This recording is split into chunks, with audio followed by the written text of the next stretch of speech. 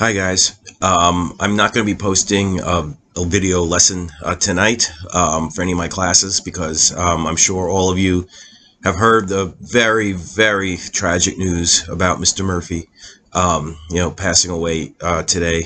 Um, I know some of you guys must be, all of you guys must be like really trying to process this horrible, horrible news, trying to make some sense of it when there really is no sense to be made of something so tragic. Um, I'm sure you all have your own thoughts at this moment. I know I have mine. I've known Mr. Murphy for over 11 years. For as long as I've worked at American Studies, he was one of the founding faculty members of our school. And over that time, I really got to know him more in the past few years. We had great conversations about life. He really did not have did not suffer fools gladly, and did not really have a lot of faith in like a lot of the things that perhaps we shouldn't really have that much faith. He was, he's always critical of the system, critical of conventional wisdom, and he made me think about a lot of things about life that maybe I hadn't thought of before, and I'm sure most of you guys could say the same.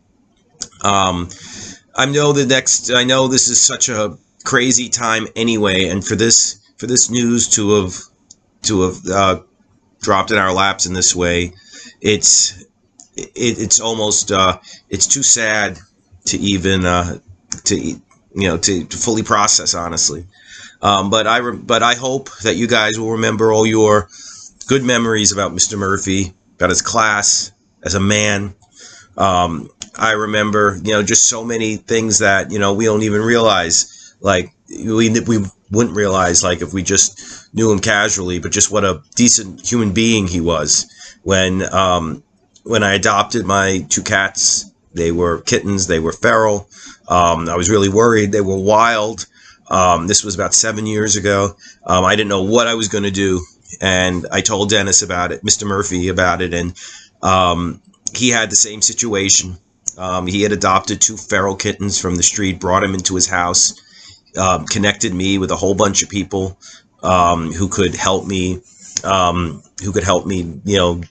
deal with this. And he never stopped asking, not only about that, but about my life, about my thoughts on things. He was always trying to get me to go to, he knows I love soccer, and he always trying to get me to go to soccer club. Of course, I never did. But he was like, maybe after school, maybe I'll see you doing soccer club today. And I was like, oh, well, you got to give me a heads up. I always just gave some excuse not to go, and I really regret that now.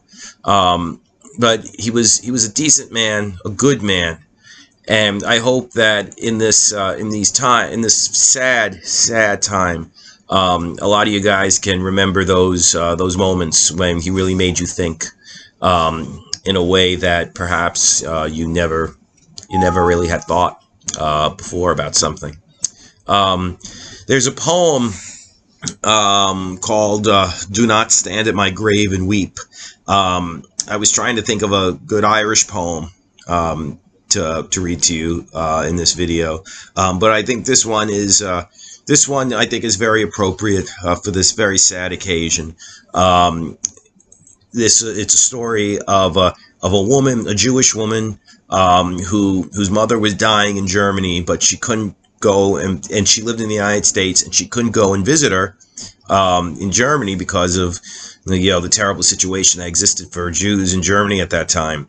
And hearing this story, a woman named Mary Elizabeth Fry wrote this poem, and I think that will be very appropriate in this, today. It's called "Do Not Stand at My Grave and Weep." Do not stand at my grave and weep. I am not there. I do not sleep. I am the thousand winds that blow. I am the diamond glints on snow. I am the sunlight on ripened grain. I am the gentle autumn rain. When you waken in the morning's hush, I am the swift uplifting rush of gentle birds in circling flight. I am the soft star that shines at night. Do not stand at my grave and cry, I am not there. I did not die.